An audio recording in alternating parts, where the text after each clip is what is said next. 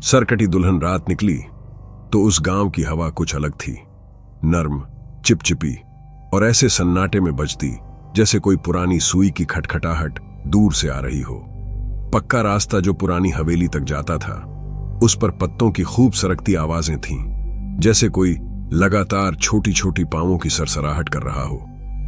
हवेली का नाम था मालगोदाम, पर गांव वाले उसे विरहपुर कहते थे, क्योंकि वहां की दीवारों में बस एक ही कहानी गूंजती थी, शादी, धोखा और गायब हो जाना। कहते हैं उस हवेली में शादी कभी इतनी धूमधाम से हुई थी कि दुल्हन के गले में माला की घंटियां न थमती थीं। फिर एक रात अचानक सब कुछ थम गया। दुल्हन, जिसे सब सरकटी दुल्हन कहते थे, के बारे में अलग अलग अफसाने थे। कुछ लोग कहते थे कि उसने दूल्हे की आंखों में झांक कर देखा और उल्टी हंसी हंसा दी। कुछ कहते थे कि दुल्हन रात के बाद से सरक सरक कर चली जाती थी, जैसे उसकी साड़ी हमेशा गीली रहती हो और कोई अदृश्य शक्ति उसे खींचती चली जाए। जो भी सच था, एक बात निश्चित थी, उसके जाने के बाद घर से हर सुख दुख गायब नहीं हुए, बल्कि एक ठंडी खाली खिड़की सी वहां रह गई। रात गहरी थी।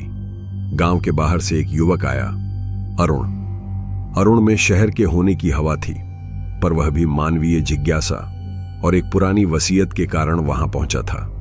उसकी दादी ने कहा था कि हवेली में उसका कुछ रिश्ता है, कोई पुराना कानाफूसी वाला पत्र जो अब तक किसी ने नहीं देखा। अरुण अपने आप में बहादुर समझता था। वह कहता था, डर तो सबको लगता है, पर डर का मतलब परे हट जाना नहीं है। पर जब उसने मालगोदाम की चूने सी रंगी सीढ़ियों पर कदम रखा, तो हर कदम के साथ जैसे किसी ने उसके भीतर की हिम्मत काट दी। हवा बदली और एक सूखी चीख किसी पुराने तोते की तरह दीवारों में गूंजी, पर आवाज मानो उस घर की दीवारों से नहीं बाहर आ रही थी, बल्कि दीवारों के भीतर से। दरवाजा अंदर से खुला मिला, जैसे किसी ने कहा हो, आ जाओ, इंतजार कर रही हूं। पर घर में किसी इंसान की सांस नहीं थी। इसका हर कोना किसी ने बड़े धैर्य से सूखा दिया था। पर क्या सूखने का धैर्य भी चीख सकता है? अरुण ने फ्लैश लाइट जलाई। किरणें धूल में तैरती हुई असंख्य चेहरे बनाती चली गईं। फर्श पर पुराने फूलों की पंखुड़ियां पड़ी थीं, मटमैली और करकरे, जैसे किसी ने कभी जश्न मनाया हो और फिर उसे घिनौना करती हुई हवा ने बांट दिया हो। अरुण धीरे धीरे ऊपर की ओर चढ़ा। दुल्हन का बेडरूम ऊपर की बालकनी के पास था, वह बालकनी जिसे गांव वाले रात में जाने से मना करते थे। जैसे ही अरुण ने दरवाजा धक्का दिया, उसे ठंडी हवा का एक झोंका लगा और किसी ने जबान से राष्ट्रीय स्वर में उसे सरसराते हुए नाम लेकर पुकारा, अरुण। आवाज इतनी धीमी थी कि कानों के पर्दे में गूंज गई। अरुण ने देखा, कमरे का शीशा टूटे हुए खंडों में मंझला सा चमक रहा था। शीशे के पार किसी ने दुल्हन की पारंपरिक साड़ी का एक किनारा टांगा हुआ छोड़ दिया था। साड़ी उस तरह टंगी थी जैसे कोई अभी अभी नाच कर वहां से सरक गया हो। अरुण का दिल तेजी से धड़कने लगा, पर उसने सोचा कि यह सब हवेली की चालें हैं, हवा, यादें और खोई हुई उत्सवों की गंध।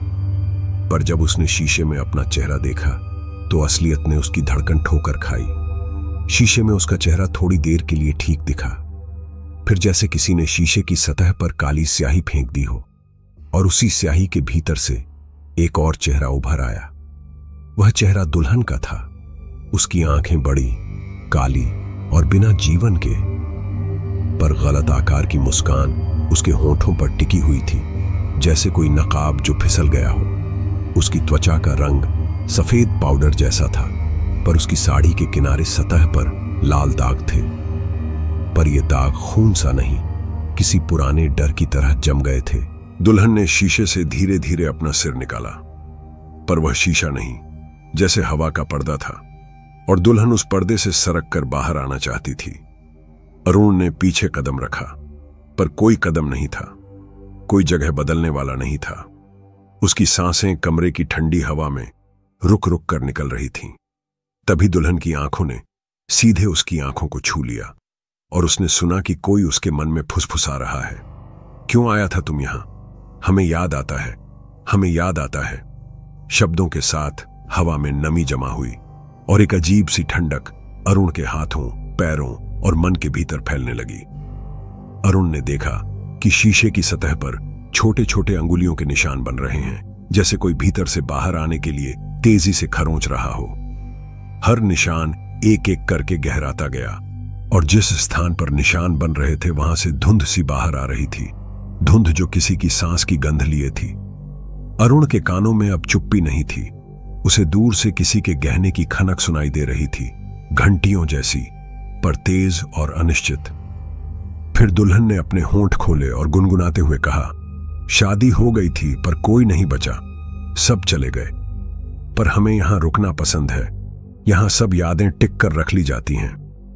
उसके शब्दों में प्यार का शब्द नहीं था, सिर्फ इच्छा, और वह इच्छा किसी थुलथुले जख्म की तरह फैल रही थी। अरुण ने पूछा घबराकर, तुम कौन हो? तुम यहां क्यों रुकती हो? दुल्हन हंसी, पर उसकी हंसी में न तो खुशी थी और न ही कोई मानव खोल। उसकी हंसी एक सिकुड़े हुए संगीत की तरह थी जो कहीं टूटी हुई रात से आई थी। हम जो रुकते हैं, उसने कहा, वो यादें तुम्हें बुलाती हैं, और जो यादें एक बार किसी मन की हड्डियों में घुस जाएं, वे कभी भी अकेले नहीं रहती। कमरे का तापमान गिरता गया और अरुण की शर्ट उसके शरीर से चिपकी हुई महसूस हुई। कहावतों की तरह उसके पीछे दरवाजा धीरे धीरे बंद हुआ, पर उसने महसूस नहीं किया कि किसने बंद किया। दुल्हन ने एक कदम आगे बढ़ाया और उसकी साड़ी की लहरियां फर्श पर सरक कर एक आवाज निकालने लगी। सरसराना नहीं, बल्कि किसी पुरानी लकड़ी की रगड़। उसकी आंखें अब सूजी हुई थीं, पर उनमें कोई दया नहीं थी। तुम्हारे गांव वाले कहते हैं कि जो हवेली में आता है उसे कुछ न कुछ अपने साथ घर ले जाना पड़ता है, उसने कहा। हमारी दुल्हनियां खास होती हैं, हम किसी की याद को पकड़ कर रखते हैं। अरुण की हिम्मत लगभग टूट चुकी थी, पर उसने कुछ पूछना चाहा, अपनी दादी की वसीयत के बारे में, पर शब्द उसके गले में अटक गए। दुल्हन ने धीरे से अपनी जुल्फ से उसका गाल छुआ, पर उसकी उंगलियां इतनी ठंडी थीं जैसे किसी ने किसी पुराने पत्थर की चुप्पी छुआ हो। उंगली छूते ही अरुण ने महसूस किया कि उसकी आंखों के पीछे किसी पुराने दर्द का दृश्य उभर आया है।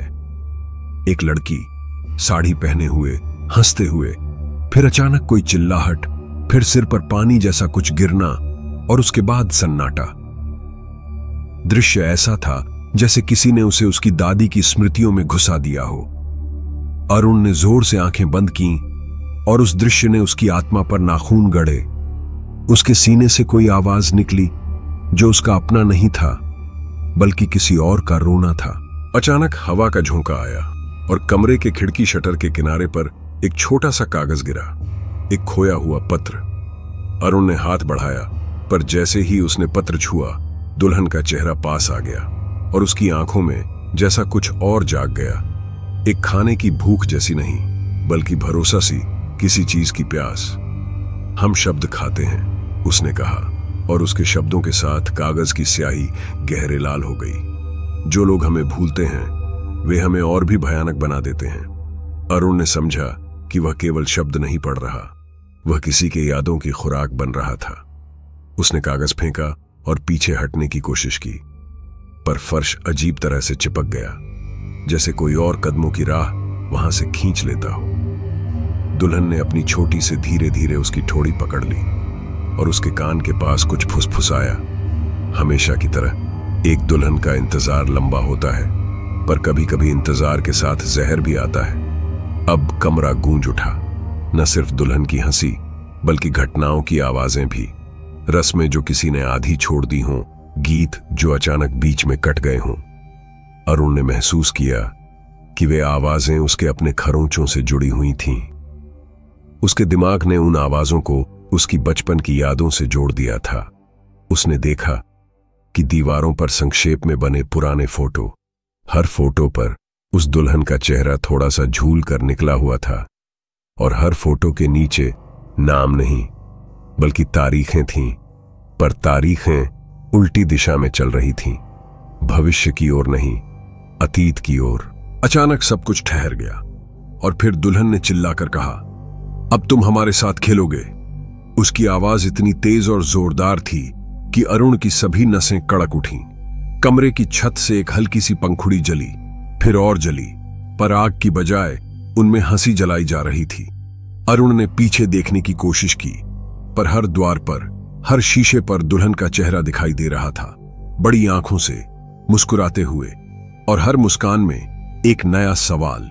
उस रात अरुण की आंखों के आगे जो आखिरी दृश्य बचा, वह था दुल्हन का चेहरा जो धीरे धीरे उस शीशे के भीतर से बाहर निकला, और उसके साथ साथ वहां से निकलती हुई अंधेरी धुंध जो गांव की ओर बढ़ रही थी, जैसे किसी ने एक बोरी खोली हो और उससे सदियों की यादों की कहानियां गिर रही हों। उसने सोचा, क्या वह भाग पाएगा? पर भागना आसान नहीं था। हवेली अब उसके खींचे हुए कदमों पर अपनी चमड़ी चिपका चुकी थी। हवेली के बाहर गांव के एक घर में रात को किसी ने सुनी एक धीमी धीमी चीख, ऐसी चीख जो किसी का नहीं लगती थी, पर किसी भी मन में उतर सकती थी। उन लोगों ने सोचा कि यह कहीं का कोई पक्षी होगा या शायद तूफान की आवाज। पर सुबह जब सूरज निकला तो मालगोदाम की चौखट पर सिर्फ एक खाली कागज मिला। उस पर कुछ लाल दाग और कुछ अधूरी पंक्तियां थीं। हम उसे याद करते हैं और अब वह याद हमें। वहां से जो कहानी निकली वह गांव के हर घर में जाकर बैठ गई। पर कौन जानता था कि यादें जब किसी दिल में रह जाएं तो वे सिर्फ घर नहीं ढूंढती, वो खुद एक घर बन जाती हैं। और जहां घर होता है वहां दुल्हनें आती हैं, कभी धीमी, कभी तेज, पर हमेशा हमेशा सरकती हुई। हवेली की उस रात ने अरुण को न सिर्फ डराया, बल्कि उसकी सांसों में किसी और की परछाई भर दी थी। सुबह तक जब वह बाहर आया तो उसका चेहरा उतना ही थका हुआ था जितना किसी मृत शरीर का। गांव वाले जब चौखट के पास जमा हुए तो उन्होंने अरुण को खामोश खड़ा पाया। हाथ में वही अधूरा पत्र था, मगर उसकी आंखों में कोई और देख रहा था। गांव के बुजुर्ग पंडित रघुनाथ ने उसकी ओर देखा और धीमे से कहा, यह हवेली फिर किसी को खा गई, लेकिन इस बार यह लड़का बच निकला, पर आधा हिस्सा अब हवेली के पास है। अरुण चुप था, पर उसकी आंखें हर चेहरे को ऐसे देख रही थीं जैसे पहचानना चाहती हों कि कौन इंसान है और कौन परछाई। गांव में उस दिन किसी ने खाना नहीं खाया, क्योंकि हर घर में एक ही खटखटाहट सुनाई देती रही, गहनों की छनक, साड़ी का सरकना और बीच बीच में धीमी हंसी। अरुण ने गांव के बुजुर्गों से जवाब मांगा। उसने कहा, यह दुल्हन कौन है? क्यों हर जगह इसका नाम सुनाई देता है? तभी एक औरत बोली, उसकी आवाज कांप रही थी, वो दुल्हन नहीं है बेटा, वो बदला है। उसकी शादी अधूरी नहीं रही थी, बल्कि खत्म कर दी गई थी। कहते हैं कि दूल्हे ने ही उसकी गर्दन काट दी थी। उसी रात से वो सरकटी दुल्हन बन गई। यह सुनकर हवा और भारी हो गई। अचानक पास खड़े बच्चों में से एक लड़का हंस पड़ा, पर उसकी हंसी में किसी बूढ़ी औरत की झलक थी। सब कांप उठे। बच्चे की मां ने उसे पकड़ा, पर लड़के की आंखें पलट चुकी थीं। उसके होंठ फटे हुए से लग रहे थे और वो धीमे स्वर में बोल पड़ा, वो दुल्हन कभी अकेली नहीं रहती, अब उसे एक दूल्हा चाहिए। गांव में सनसनी फैल गई।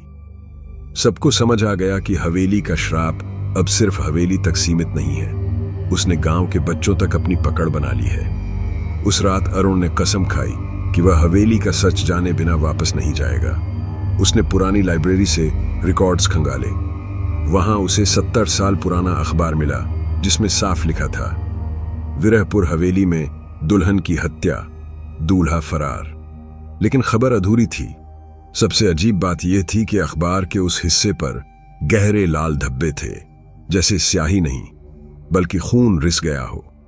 और जब अरुण ने उंगली से छुआ तो उसके कान में वही फुसफुसाहट गूंज उठी, हमसे हमारी शादी छीनी गई थी, अब हम हर शादी छीनेंगे। अरुण रात ढलते ही फिर हवेली की ओर चला। गांव वाले उसे रोकते रहे, पर उसकी आंखों में अब डर से ज्यादा जिद थी। उसने कहा, अगर मैं सच नहीं जानूंगा तो यह दुल्हन कभी चैन से नहीं सोएगी, और न हम। हवेली की दहलीज पार करते ही हवा फिर भारी हो गई। इस बार दरवाजा अपने आप बंद हो गया। चारों ओर अंधेरा घना था। सिर्फ उसकी टॉर्च की रोशनी एक पतली धार की तरह कांप रही थी। सीढ़ियों पर चलते ही उसे लगा जैसे कोई उसके पीछे पीछे आ रहा हो। हर कदम के साथ हल्की घुंघरुओं की छनक सुनाई देने लगी। अचानक ऊपर की मंजिल से एक तेज हंसी गूंजी, पर यह दुल्हन की नहीं थी। यह आवाज गहरी और मर्दानी थी। अरुण का खून जम गया। तो आखिरकार तू आ ही गया, आवाज ने कहा। अरुण ने ऊपर देखा। टूटी खिड़की के पास एक साया खड़ा था, सफेद शेरवानी में, पर पूरी तरह जला हुआ। उसके चेहरे पर आधी खाल झुलस चुकी थी और आंखों में सिर्फ राख सी चमक बची थी। यह वही दूल्हा था जिसने दुल्हन की हत्या की थी। दूल्हे की आत्मा बोली, वो दुल्हन मासूम नहीं थी। तुम सबने उसकी दास्तान सुनी, पर मेरा सच कभी नहीं सुना। उसने मुझे धोखा दिया। वो किसी और से प्यार करती थी। उस रात मैंने उसका सिर काटा, पर उसकी हंसी अब तक मेरा पीछा करती है। वो मुझे चैन से मरने नहीं देती। हर बार जब कोई यहां आता है, वो उसे अपना दूल्हा बनाने की कोशिश करती है। अरुण हिल गया, पर तभी कमरे में अचानक ठंडी धुंध भरने लगी। लाल साड़ी का पल्लू सरकता हुआ सीढ़ियों से नीचे उतर रहा था। सरकटी दुल्हन आ रही थी। उसकी गर्दन से खून की जगह धुंध निकल रही थी और उसकी कटी हुई गर्दन पर जख्म अब भी ताजा सा चमक रहा था। उसने अरुण की ओर इशारा किया और कहा, यह झूठ बोलता है। मेरी मौत की वजह यही है, और अब इसकी आत्मा को तभी मुक्ति मिलेगी जब कोई नया दूल्हा मुझे पूरा करेगा। दूल्हा चीखा, मत सुनना इसे। अगर तूने इसकी बात मानी तो तेरी आत्मा भी यहां कैद हो जाएगी। अरुण दोनों को देखता रह गया।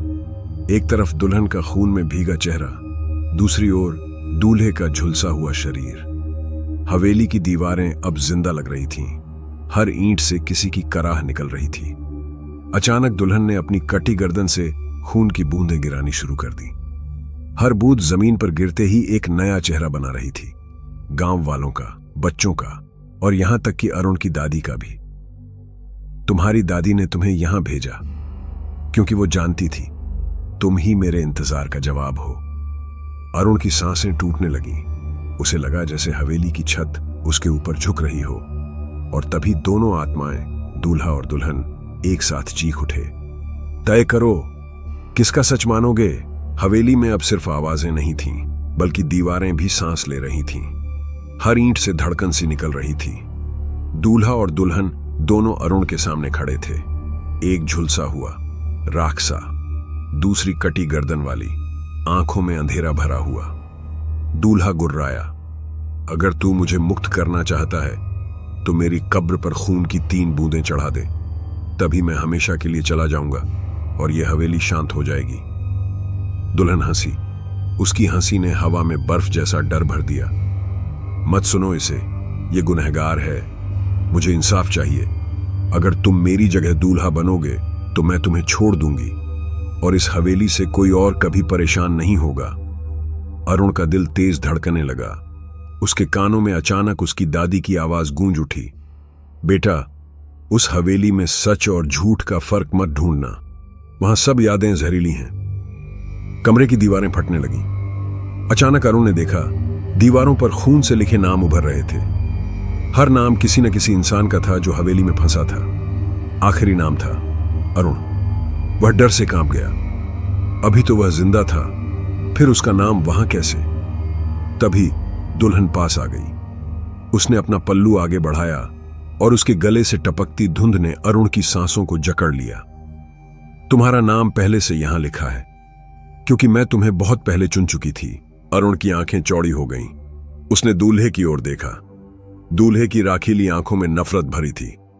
मत मानो इसे। अगर तू इसकी दुल्हन बना तो तू भी श्रापित हो जाएगा। यह हवेली तुझे कभी छोड़ने वाली नहीं। दुल्हन चिल्लाई। उसकी आवाज पूरे महल में गूंज उठी। झूठा, तूने मेरी जान ली और अब भी मुझे गलत साबित कर रहा है। अरुण, मेरे साथ आओ। मेरे बिना यह हवेली कभी शांत नहीं होगी। तभी अचानक फर्श कांपने लगा। छत से पुराने झूमर हिलने लगे। हर खिड़की पर सैकड़ों चेहरे उभर आए और सब एक साथ बोलने लगे, चुनो, चुनो, चुनो। अरुण के कान फटने लगे। उसकी आंखों के सामने दादी का चेहरा आया और उसने देखा कि दादी के होंठ भी वही शब्द बोल रहे थे, चुनो। लेकिन याद रखो, चुनाव एक बार का नहीं होगा। वो तुम्हारी आत्मा पर लिखा जाएगा। अरुण पसीने से भीग गया। दूल्हा उसकी ओर हाथ बढ़ा रहा था, राख से टपकता हुआ। दुल्हन अपनी कटी गर्दन से धुंध छोड़ रही थी, जो धीरे धीरे अरुण के सीने में समा रही थी। उसके सामने सिर्फ 2 रास्ते थे, या तो दूल्हे को मुक्त कर दे और दुल्हन की आत्मा को और ज्यादा क्रूर होने दे, या दुल्हन का दूल्हा बन जाए और खुद हमेशा के लिए इस हवेली में कैद हो जाए। उसके हाथ कांप रहे थे। अचानक उसने अपनी मुट्ठी भींची और कमरा दहाड़ रहा था। दीवारों से खून टपक रहा था, खिड़कियों पर चेहरे चिल्ला रहे थे। अरुण के सीने में सांसें टूट टूट कर भाग रही थीं। दूल्हा राक्षसा हाथ बढ़ा रहा था और दुल्हन धुंध की लहरों में लिपटी खड़ी थी। अरुण ने आंखें बंद की, फिर अचानक दूल्हे की ओर देखा। जिसने हत्या की वो मुक्त होने लायक नहीं, तू गुनहगार है। लेकिन उसकी आवाज कांप गई। मैं दुल्हन का दूल्हा नहीं बनूंगा, मैं उसका सच ढूंढूंगा। ये कहते ही अरुण ने फर्श पर पड़ा पुराना दिया उठाया और जलाया। जैसे ही लौ चमकी, हवेली की दीवारों पर बने नाम जलने लगे। दूल्हा चीख उठा। उसकी राखीली परछाई आग में पिघलने लगी। नहीं, तूने हमें दोनों को धोखा दिया, अब तू भी नहीं बचेगा। दुल्हन की आंखें खून जैसी लाल हो गईं। उसकी कटी गर्दन से इतनी धुंध निकली कि कमरा अंधेरे से भर गया। अरुण को लगा जैसे किसी ने उसका गला दबा दिया हो। फिर अचानक सब थम गया। अरुण ने देखा, वह हवेली के बीचों बीच खड़ा था। चारों तरफ दुल्हनों का झुंड था। सबकी गर्दनें कटी हुई, सबकी साड़ियां खून से भीगी हुई। उनमें से हर एक की आंखों में वही सवाल था, हमारा सच कौन बताएगा? दुल्हन आगे आई। उसकी आवाज अब न चीख थी न हंसी, बल्कि एक ठंडी फुसफुसाहट। तूने हमारा साथ नहीं दिया, न हमें छोड़ा। अब तू हमारा गवाह है। तेरी आत्मा अब हमारे साथ रहेगी जब तक हमारा सच जिंदा ना हो जाए। अरुण चीखना चाहता था, पर उसकी आवाज बाहर नहीं निकली। उसकी आंखों में अंधेरा भरने लगा। उसने आखिरी बार देखा, फर्श पर उसका नाम खून से लिखा जा रहा था, पर इस बार उसके सामने सिर्फ एक तारीख थी, आज की। गांव वाले अगले दिन हवेली के बाहर पहुंचे। दरवाजा खुला पड़ा था। अंदर कोई नहीं था, पर दीवारों पर एक नया नाम लिखा था, अरुण। और उसके ठीक नीचे ताजे खून की लकीर अब भी गीली थी। उस रात से गांव में हर घर में साड़ी सरकने की आवाज सुनाई देने लगी। कहते हैं, अब हवेली की दुल्हन अकेली नहीं है, उसके साथ एक नया दूल्हा भी है। अरुण का नाम दीवार पर दर्ज होने के बाद हवेली शांत नहीं हुई, बल्कि और भूखी हो गई। गांव में पहले सिर्फ हवेली तक डर सीमित था, लेकिन अब वह हर घर में उतरने लगा। रात ढलते ही औरतें साफ सुनने लगीं, पायल की छनक, साड़ी का सरकना और टूटी हुई हंसी। पहले तो लोगों ने सोचा यह उनका भ्रम है, लेकिन जब चौधरी के घर की बहू आधी रात को अचानक गायब हो गई और सुबह उसकी साड़ी फटी हालत में हवेली के दरवाजे पर मिली, तब सब समझ गए कि अब कोई सुरक्षित नहीं है। बच्चों के चेहरे पर भी अजीब परछाइयां नजर आने लगी। वे खेलते खेलते अचानक ठिठक जाते और कहने लगते, देखो, दुल्हन बुला रही है। गांव के पंडित रघुनाथ ने सबको इकट्ठा किया और कहा, यह हवेली अब सिर्फ एक आत्मा की नहीं रही, अरुण की आत्मा उसमें कैद हो चुकी है। दुल्हन और दूल्हे की नफरत ने उसे जिंदा जाल बना दिया है। अब यह गांव एक एक कर सबको निगलेगा। उस रात 5 लोग मशालें लेकर हवेली की ओर गए।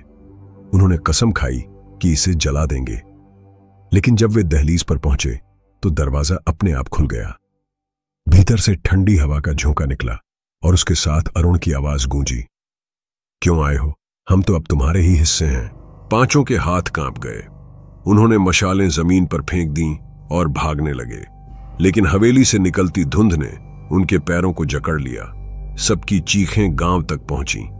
अगली सुबह लोग देखने गए तो हवेली खाली थी, पर दीवारों पर 5 नए नाम खून से लिखे थे। अब गांव में मातम छा गया।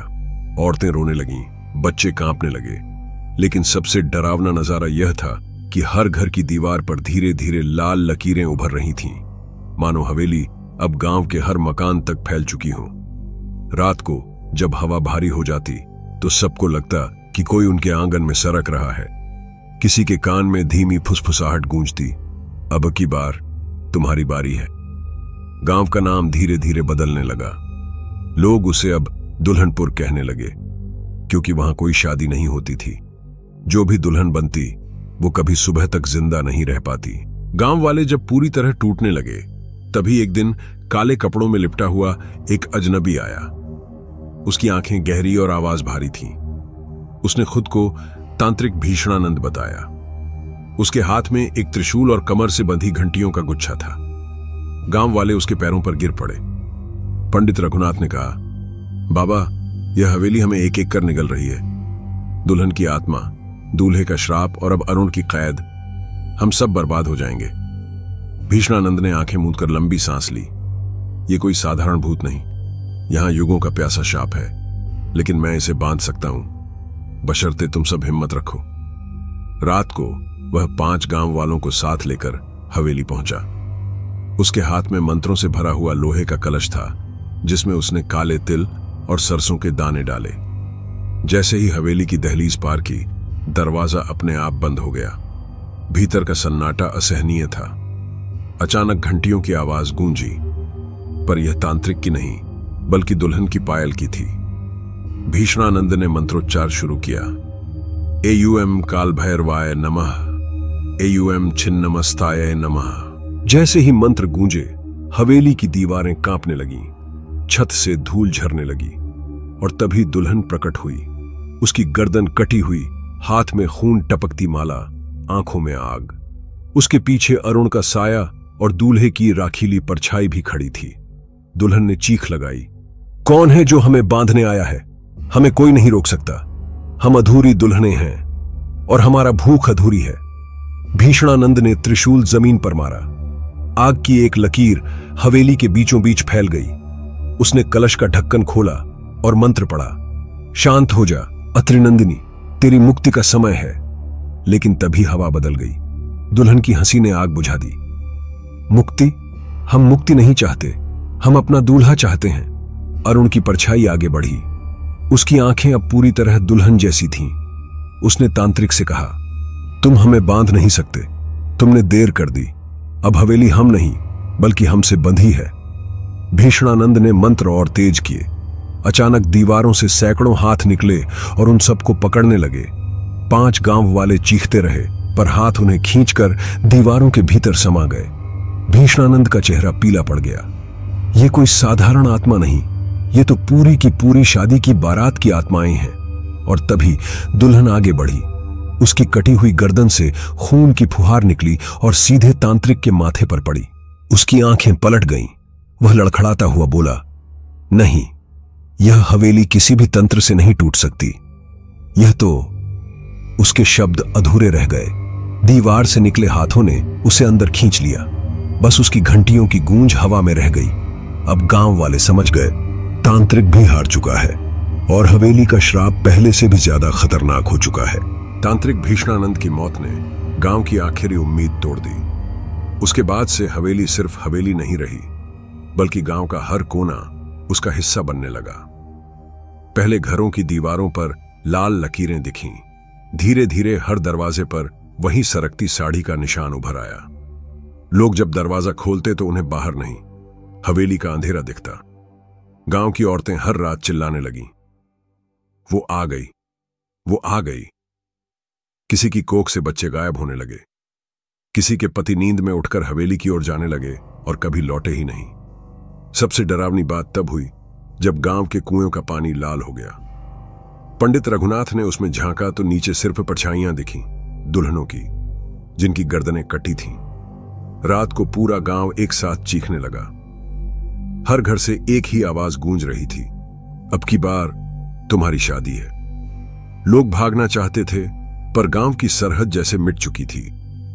जब कोई बाहर जाने की कोशिश करता तो रास्ता घुमाकर फिर उसी हवेली के गेट पर ले आता।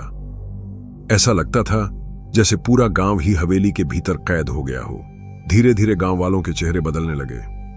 बच्चों की आंखों में काली धुंध, औरतों की हंसी दुल्हन जैसी और मर्दों की आवाजें दूल्हे जैसी हो गईं। कोई पहचान नहीं पा रहा था कि कौन इंसान है और कौन आत्मा। एक रात पूरा गांव हवेली के आंगन में इकट्ठा हुआ। सबके हाथों में दिए थे और सबकी आंखें खाली। बीच में दुल्हन खड़ी थी, लाल साड़ी, कटी गर्दन और मुस्कान। उसने कहा, आज से यह गांव मेरा है। अब हर घर मेरी बारात है। कोई जन्म, कोई मौत, सब मेरी शादी का हिस्सा होंगे। उसकी हंसी इतनी गहरी थी कि जमीन फट गई और फटी हुई जमीन से हड्डियों के ढांचे निकलने लगे। पुरानी बारात के पुरानी दुल्हनों के। अब गांव का नाम मिट गया, नक्शों से, जुबानों से, सबसे। लोग कहते हैं वहां सिर्फ खंडहर है, पर जो रात को उस ओर जाता है उसे अब भी सुनाई देता है। पायल की छनक, घुंघरुओं की टुनक और दुल्हन की सरकती साड़ी की खड़खड़ाहट। कहा जाता है वह गांव अब जिंदा नहीं, बल्कि एक चलती फिरती हवेली है, जहां हर आत्मा दुल्हन है और हर आने वाला मेहमान दूल्हा। बरसों बीत गए, नक्शों में उस गांव का नाम मिट चुका था, पर शहर में अफवाहें फैलने लगीं। एक भूतिया गांव जहां पूरी की पूरी बारात मर चुकी है। 3 शोधकर्ता, नीरज, कविता और समीर, इस रहस्य की खोज में निकले। वे कैमरे, टॉर्च और रिकॉर्डर लेकर उस दिशा में पहुंचे जहां कभी गांव हुआ करता था। पहले तो सब सामान्य लगा, झाड़ियां, सूखी जमीन और जले हुए खेत। पर जैसे जैसे वे आगे बढ़े, रास्ता बदलता गया। जीपीएस बार बार घूमकर उन्हें एक ही जगह दिखाता, एक टूटा हुआ गेट जिस पर फेडेड अक्षरों में लिखा था विरहपुर। नीरज ने कैमरा ऑन किया और बोला, यह तो इतिहास का सबूत है। इस गांव का नाम तो सरकारी रिकॉर्ड से मिटा दिया गया था। कविता ने धीरे से कहा, पर मुझे अजीब लग रहा है, जैसे कोई हमें देख रहा हो। समीर हंसा, अरे ये सब मन का वहम है। लेकिन तभी हवा से पायल की छनक सुनाई दी। कैमरे में सफेद धुंध जैसी परछाई कैद हो गई। कविता की आंखें फैल गईं। ये वही है, सरकटी दुल्हन। तीनों घबराकर गांव के अंदर गए। वहां जो उन्होंने देखा उससे उनकी सांसें थम गईं। हर घर खाली था, लेकिन दरवाजों पर लाल साड़ियों के पल्लू लटक रहे थे और हर खिड़की से चेहरों की परछाइयां झांक रही थीं। समीर ने हिम्मत दिखाते हुए एक घर का दरवाजा खोला। अंदर अंधेरा था, पर फर्श पर ताजा खून टपक रहा था। दीवार पर खून से लिखा था, शादी आज भी चल रही है। अचानक बाहर से आवाज आई, ढोल नगाड़ों की, ढम ढम ढम। तीनों भागते हुए चौपाल पर पहुंचे। वहां उन्होंने देखा सैकड़ों परछाइयां एक बारात की तरह चल रही थीं। ढोलक बज रही थी, औरतें गा रही थीं और बीच में दुल्हन खड़ी थी।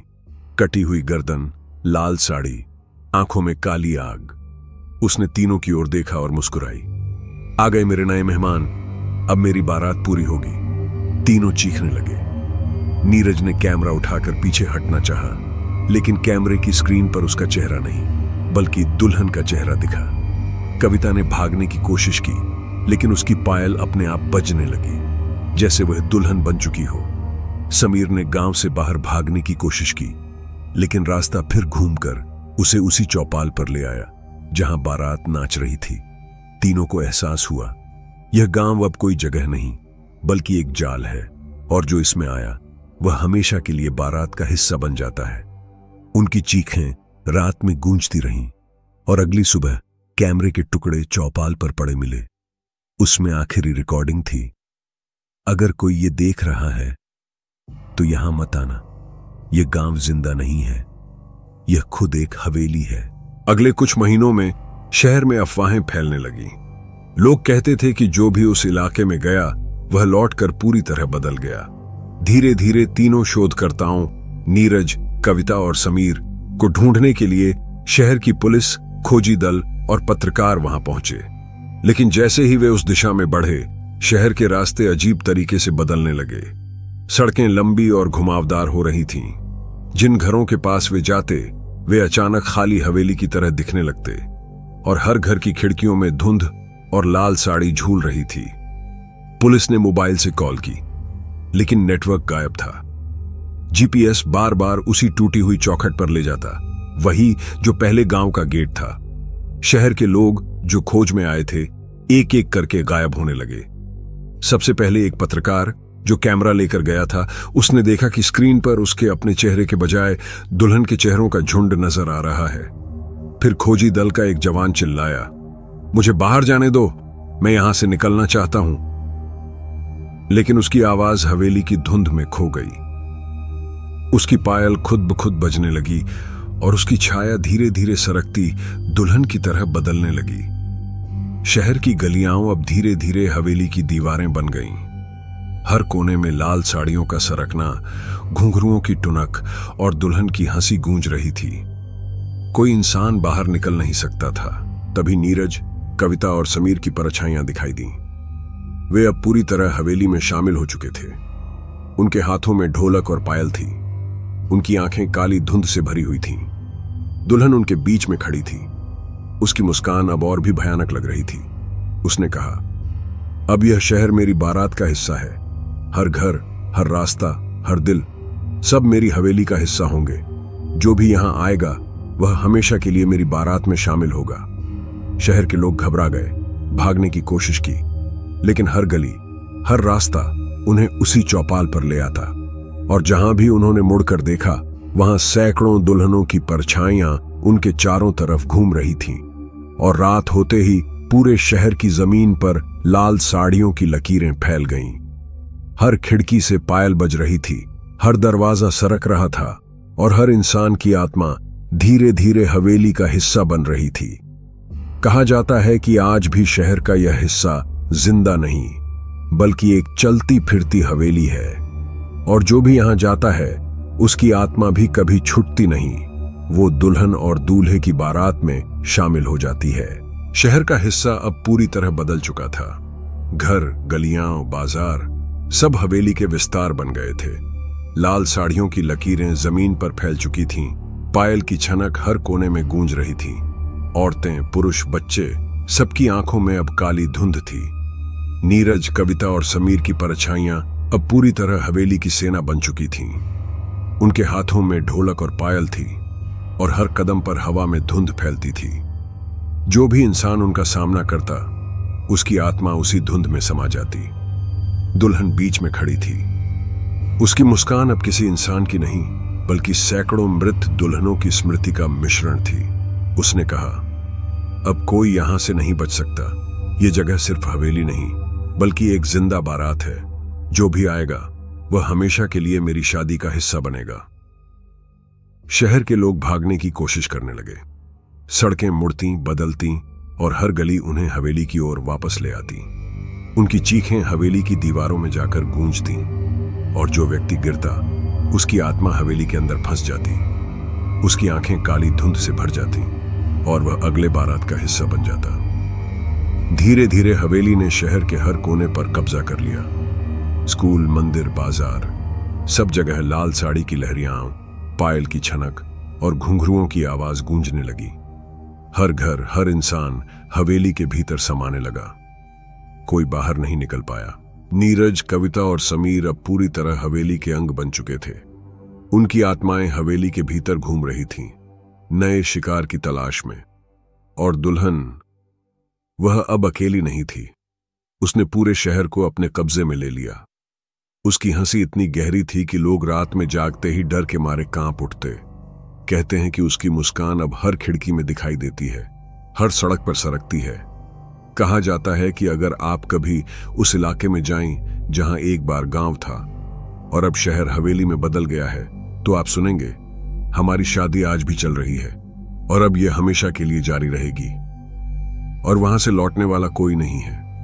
हर आने वाला अब हवेली का हिस्सा है और हवेली हमेशा नई बारात जोड़ती रहती है। शहर अब हवेली का हिस्सा बन चुका था। लाल साड़ियों की लहरियां हर गली में फैल चुकी थीं। पायल की छनक, घुंघरुओं की टुनक और दुल्हन की हंसी हर घर में गूंजती थी। हर इंसान जिसकी आंखें खोली, उसकी आत्मा हवेली में समा गई। नीरज, कविता और समीर की परछाइयां हवेली की सेना बन चुकी थीं। उनके कदमों से फर्श कांपते और धुंध इतनी मोटी हो गई कि इंसान उसे काट नहीं सकता। जो भी हवेली में आता वह कभी वापस नहीं लौटता। दुल्हन बीच में खड़ी थी। उसकी मुस्कान अब हजारों दुल्हनों के अधूरी मौतों का मिश्रण बन चुकी थी। उसने कहा, अब यह जगह सिर्फ हवेली नहीं, यह जिंदा बारात है। हर आने वाला इसका हिस्सा बनेगा। फिर हवेली ने अपने असली रूप को दिखाया। दीवारें उठी, छतें घूम गईं, खिड़कियां लपटों और धुंध में बदल गईं। लोग भागने की कोशिश करते, लेकिन हर गली उन्हें वापस हवेली में खींच लाती। नीरज, जो कभी इंसान था, अब दुल्हन के पास खड़ा था। उसकी आंखों में काली धुंध और हाथ में ढोलक। कविता पायल बजा रही थी और समीर हर आने वाले को फंसाने की तैयारी में था। हवेली अब शहर का हर कोना अपने अंदर समेट रही थी। स्कूल, मंदिर, बाजार, सब जगह लाल साड़ी की लहरियां, और पायल की छनक गूंज रही थी। जो भी अंदर गया उसकी आत्मा हवेली में समा गई। उसकी आंखें काली धुंध से भर गईं। धीरे धीरे दुल्हन पूरे शहर में फैल गई। उसकी हंसी इतनी गहरी थी कि लोग रात को जागते ही कांप उठते। उसकी मुस्कान हर खिड़की में दिखाई देती, हर सड़क पर सरकती और हर घर उसकी बारात का हिस्सा बन गया। अब यह कोई गांव या शहर नहीं रह गया, यह चलती फिरती हवेली का साम्राज्य बन चुका था। हवेली अपने आप में पूरी की पूरी शादी का जाल थी।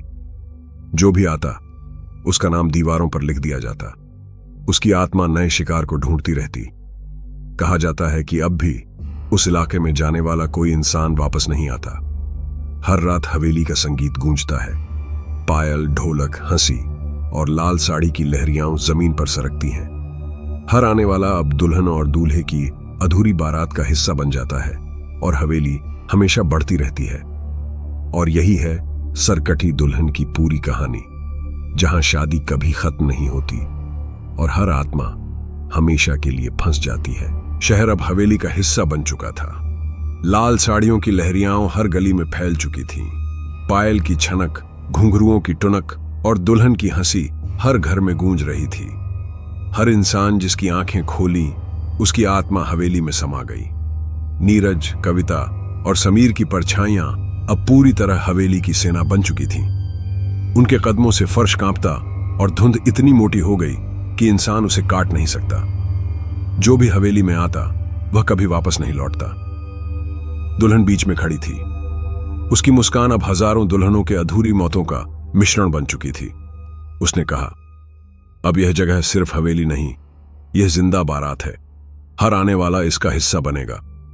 शहर के लोग भागने की कोशिश करने लगे। सड़कें मुड़ती, बदलती और हर गली उन्हें हवेली की ओर वापस ले आती।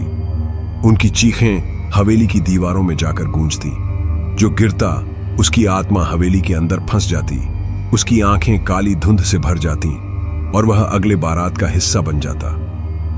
धीरे धीरे हवेली ने शहर के हर कोने पर कब्जा कर लिया। स्कूल, मंदिर, बाजार, सब जगह लाल साड़ी की लहरियां, पायल की छनक और घुंघरुओं की आवाज गूंजने लगी। हर घर, हर इंसान धीरे धीरे हवेली के भीतर समाने लगा। कोई बाहर नहीं निकल पाया। नीरज, कविता और समीर अब पूरी तरह हवेली के अंग बन चुके थे। उनकी आत्माएं हवेली के भीतर घूम रही थीं, नए शिकार की तलाश में। और दुल्हन, वह अब अकेली नहीं थी।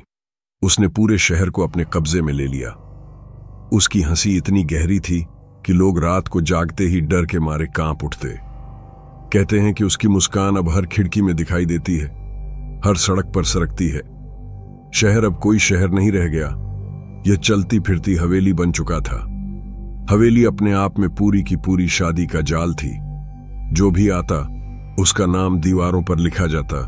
उसकी आत्मा नए शिकार को ढूंढती रहती। कहा जाता है कि अगर आप कभी उस इलाके में जाएं जहां गांव था और अब शहर हवेली में बदल गया है, तो आप सुनेंगे, हमारी शादी आज भी चल रही है और अब यह हमेशा के लिए जारी रहेगी और वहां से लौटने वाला कोई नहीं है। हर आने वाला अब हवेली का हिस्सा है और हवेली हमेशा नई बारात जोड़ती रहती है। जैसे जैसे समय बीतता गया, हवेली ने अपनी ताकत बढ़ा ली। अब वह केवल जमीन तक सीमित नहीं रही। शहर की ऊंची इमारतें, गलियां, बाजार और चौक चौराहे भी उसकी पकड़ में आ गए। लोगों ने देखा कि जैसे आसमान की ओर भी हवेली की दीवारें फैल रही हों और हर ऊंची इमारत की खिड़कियां धीरे धीरे लाल साड़ियों से ढक जाती है। नीरज, कविता और समीर अब पूरी तरह हवेली के सैनिक बन चुके थे। वे नए शिकार ढूंढते और जो भी कदम आगे बढ़ाता उसे हवेली के भीतर खींच लिया जाता। हवा में अब पायल की छनक इतनी तेज थी कि लोगों के कान भरक गए और दुल्हन, वह अब शहर के हर कोने में महसूस की जा सकती थी। उसकी हंसी इतनी गहरी थी कि लोग रात को जागते ही कांप उठते। शहर की ऊंची इमारतों में अचानक सैकड़ों चेहरे दिखाई देने लगे। लोगों की परछाइयां जो हवेली में फंसी थीं, हर खिड़की में उनका मुंह खोलकर चीखना और पायल बजाना शुरू हो गया। जो भी देखता उसकी आंखें भी काली धुंध से भरने लगती। एक रात एक समूह जो शहर के ऊंचे इलाके की जांच करने गया, उन्होंने देखा कि सड़कें अब असली नहीं बल्कि हवेली की दीवारें बन चुकी थीं। हर मोड़ उन्हें वापस हवेली के मुख्य द्वार पर ले जाता और हर जगह लाल साड़ी की लहरियां, पायल और घुंघरुओं की टुनक, हवेली की हंसी गूंज रही थी। तब अचानक दुल्हन ने हवा में कदम रखा। उसकी कटी गर्दन से धुंध निकल रही थी और हर कदम पर जमीन कांप रही थी। उसने चीखते हुए कहा, अब यह शहर मेरी बारात का हिस्सा है। हर घर, हर बिल्डिंग, हर इंसान, सब मेरी हवेली के जाल में समा जाएगा। कोई नहीं बच सकता। और उसी समय हवेली ने शहर की सबसे ऊंची इमारत के शीर्ष से लाल साड़ी फैलाई। वह साड़ी जैसे किसी जीवित लहर की तरह नीचे तक सरकने लगी। हर इंसान जिसके ऊपर वह गिरती, उसकी आत्मा हवेली में समा जाती। नीरज, कविता और समीर अपने नए रूप में हवेली के चारों ओर घूमते रहे, नए शिकार को खोजते। कोई भी इंसान बाहर नहीं निकल पाया। हवेली अब सिर्फ एक जगह नहीं, बल्कि पूरे शहर का साम्राज्य बन गई थी। कहा जाता है कि अब भी रात के समय शहर में लोग सुनते हैं पायल की छनक, ढोलक की थाप और दुल्हन की सरकती साड़ी। जो भी सुनता है उसका चेहरा धुंध से भर जाता है और वह हवेली का हिस्सा बन जाता है। जैसे जैसे हवेली की शक्ति बढ़ी, उसका प्रभाव अब शहर की सीमाओं से बाहर तक फैलने लगा। हाईवे, पार्क, खंडहर और जंगल, हर जगह लाल साड़ी की लहरियां फैल रही थीं। लोग जो शहर के बाहर रहने वाले थे, अचानक देखते कि सड़कें असली नहीं, बल्कि हवेली की दीवारों की तरह घुमावदार हो गई हैं। वाहन जो हाईवे पर दौड़ रहे थे, अपने आप मुड़कर हवेली के मुख्य द्वार की ओर आ गए। टायरों के नीचे जमीन कांप रही थी और सड़कें पायल की छनक और घुंघरुओं की टुनक से गूंज रही थीं। ड्राइवर चीखते, लेकिन उनका वाहन हवेली के भीतर खींचता चला गया। नीरज, कविता और समीर अब पूरी तरह हवेली के सैनिक बन चुके थे। वे ऊंचाई से उतरते, लोगों और वाहनों को अपने धुंध और लाल साड़ी के जाल में फंसाते। हर नया शिकार हवेली की दीवारों में लिपट जाता। एक रात गांव से दूर रहने वाले परिवार ने सोचा कि उन्हें यह खौफनाक शहर छोड़ देना चाहिए। जैसे ही वे कार में बैठे और तेज गति से निकलने की कोशिश की, हवेली की दीवारें सड़क पर उठीं। लाल साड़ी उनके वाहन के चारों ओर लिपट गई और धुंध ने उनकी आंखों में समा लिया। उन्होंने अपनी आखिरी चीख हवा में छोड़ी और उनकी आत्मा हवेली में फंस गई। दुल्हन अब शहर और बाहरी इलाकों में दोनों जगह महसूस की जा सकती थी। उसकी हंसी इतनी गहरी थी कि लोग रात में जागते ही कांप उठते। उसकी सरकती साड़ी हर कोने में दिखाई देती।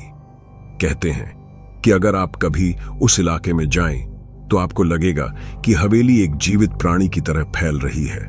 हर गली, हर सड़क, हर पेड़ और हर इमारत का हिस्सा बन चुकी है। नीरज, कविता और समीर अब हवेली की नई शाखाओं में घूमते हैं, नए शिकार ढूंढते हैं। जो भी आने वाला होता है वह हवेली का हिस्सा बन जाता है और उसका चेहरा काली धुंध से भर जाता है। और दुल्हन, वह अब अकेली नहीं रही। उसने पूरे क्षेत्र को अपने जाल में घेर लिया। उसकी मुस्कान हर घर की खिड़की में दिखाई देती है, हर सड़क पर सरकती है। कहा जाता है कि अब भी रात के समय किसी भी वाहन या इंसान के पास पायल की छनक, ढोलक की थाप और दुल्हन की सरकती साड़ी सुनाई देती है। जो भी सुनता है उसकी आत्मा हवेली में समा जाती है। जैसे जैसे हवेली की शक्ति बढ़ी, उसके विस्तार ने पूरे शहर और आसपास के इलाके को घेरे में ले लिया।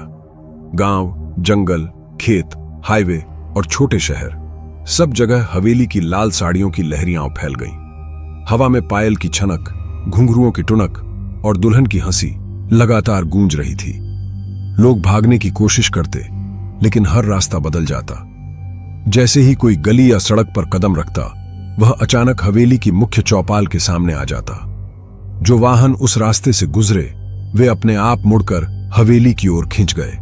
चालक और यात्री चीखते, लेकिन उनकी आत्माएं हवेली में फंस गईं। नीरज, कविता और समीर अब पूरी तरह हवेली के अंग बन चुके थे। वे नए शिकार खोजते और धुंध के माध्यम से उन्हें अपने जाल में खींच लेते। जो भी सामने आता, उसकी आत्मा हवेली में समा जाती और उसके चेहरे की चमक काली धुंध से भर जाती। दुल्हन अब हर जगह महसूस की जा सकती थी। उसकी मुस्कान हर खिड़की में दिखाई देती, हर सड़क पर सरकती और हर घर में पायल की छनक गूंजती। कहते हैं कि हवेली अब एक जीवित प्राणी की तरह फैल गई है, जो लगातार अपना आकार बदलती है और हर आने वाले को अपने भीतर खींच लेती है। एक रात शहर के मध्य भाग में एक परिवार ने सोचा कि उन्हें सुरक्षित स्थान की तलाश करनी चाहिए। जैसे ही वे कार में बैठे और तेज गति से बाहर निकलने की कोशिश की, हवेली की दीवारें अचानक सड़क पर उठीं। लाल साड़ी उनके चारों ओर लिपट गई और धुंध ने उनकी आंखों में समा लिया। उन्होंने आखिरी चीख लगाई और उनकी आत्माएं हवेली में समा गईं।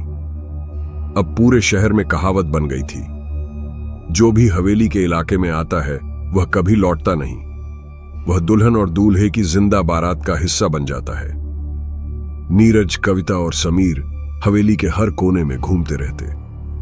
उनका काम है हर नए शिकार को ढूंढना और हवेली के विस्तार में समा लेना। दुल्हन हर बारात का नेतृत्व करती। उसकी हंसी इतनी गहरी थी कि लोग रात को जागते ही डर के मारे कांप उठते।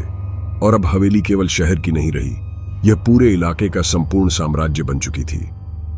हर गली, हर सड़क, हर घर और हर पेड़ का हिस्सा हवेली बन गया। जो भी इंसान उसके जाल में फंसता, उसकी आत्मा हवेली में लिपट जाती और वह नए शिकार की तलाश में बाहर निकलती।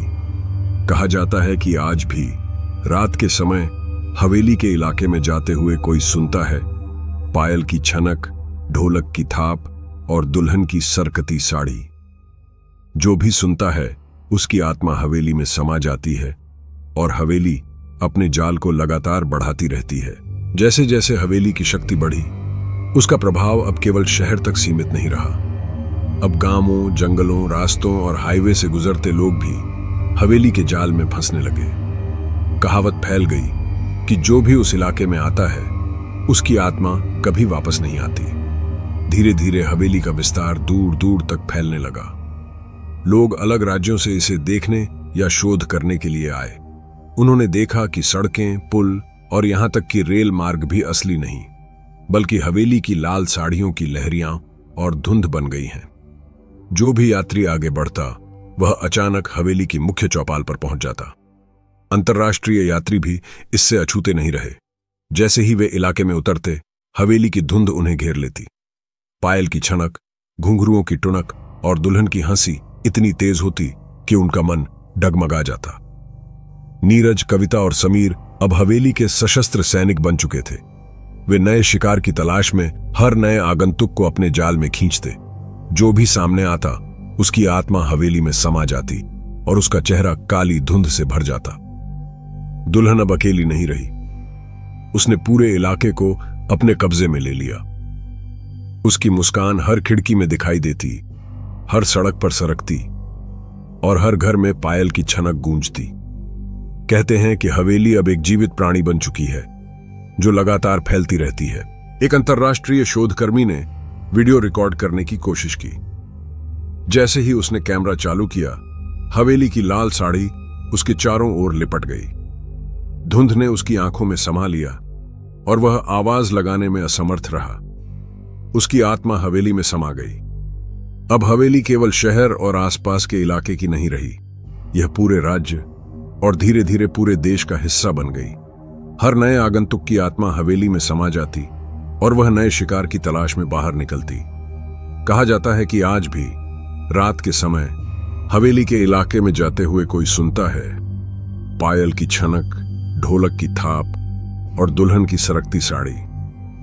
जो भी सुनता है उसकी आत्मा हवेली में समा जाती है और हवेली अपने जाल को लगातार बढ़ाती रहती है। जैसे जैसे हवेली का जाल बढ़ा, इसका प्रभाव अब देश की सीमाओं से बाहर फैलने लगा।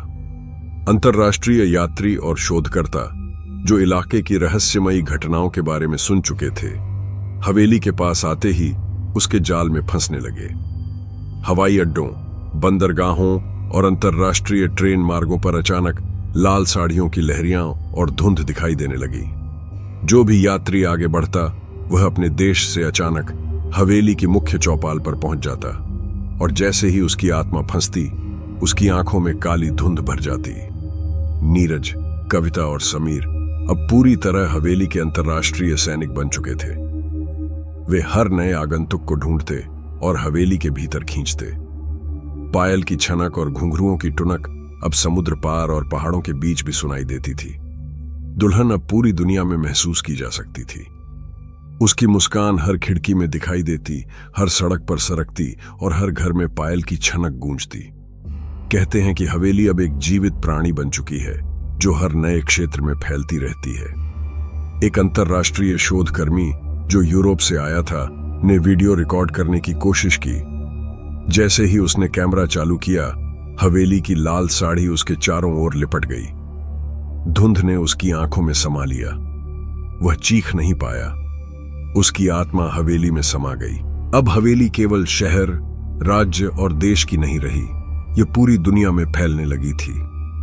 हर नया आगंतुक, चाहे किसी भी देश से हो, हवेली के जाल में फंस जाता। उसके साथ जुड़ते गए नीरज, कविता और समीर की परछाइयां, जो अब दुनिया के अलग अलग हिस्सों में घूमती हैं और नए शिकार की तलाश करती है। कहा जाता है कि आज भी रात के समय जो भी हवेली के किसी भी इलाके में जाता है, चाहे वह शहर हो, जंगल हो या विदेश, वह सुनता है पायल की छनक, ढोलक की थाप और दुल्हन की सरकती साड़ी। जो भी सुनता है उसकी आत्मा हवेली में समा जाती है और हवेली अपने जाल को लगातार बढ़ाती रहती है। जैसे जैसे हवेली का जाल फैलता गया, उसने धीरे धीरे पूरी दुनिया को अपनी गिरफ्त में ले लिया। शहर, गांव, जंगल, हाईवे, देश सब हवेली का हिस्सा बन गए। अंतर्राष्ट्रीय यात्री, शोधकर्ता और लोग सभी हवेली के जाल में फंस गए। नीरज, कविता और समीर अब पूरी तरह हवेली के अंग बन चुके थे। वे दुनिया भर में घूमते हुए नए शिकार को ढूंढते। पायल की छनक, ढोलक की थाप और दुल्हन की सरकती साड़ी हर जगह गूंजती। लोग जागते तो उन्हें लगता कि हवेली सिर्फ उनके घर में ही नहीं, बल्कि हर गली, हर पेड़, हर इमारत में फैल चुकी है। दुल्हन अब अकेली नहीं थी। उसके साथ जुड़ी हजारों अधूरी बारातें, दुल्हनें और दूल्हे हवेली की सेना बन गए। हर आत्मा जो हवेली में फंसी उसके जाल में नए शिकार को खोजती। एक अंतिम रात हवेली की मुख्य चौपाल में सब परछाइयां जमा हुई। दुल्हन ने अपनी कटी हुई गर्दन से धुंध फैलाते हुए कहा, अब यह केवल एक गांव, एक शहर या एक देश की कहानी नहीं है। यह हमेशा के लिए जिंदा बारात है। हर आत्मा हमारी शादी का हिस्सा बनेगी। कोई नहीं बच सकता, कोई नहीं मुक्त होगा। जो भी कहीं भी कदम रखेगा वह हमारा होगा।